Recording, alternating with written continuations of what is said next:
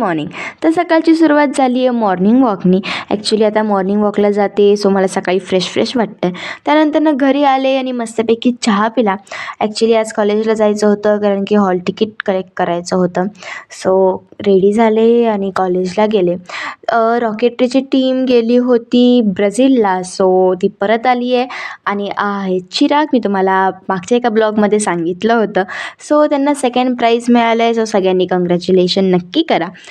तर चिरागनी माझ्यासाठी हे एक नेकलेस घेऊन आला आहे ब्राझीलवरून. सो मला ते खूप जास्त आवडलं आहे. Thank you for that. सो त्यानंतर घरी आले आणि मस्तपैकी मूव्ही बघितला, थोडेसे रिलॅक्स केलं.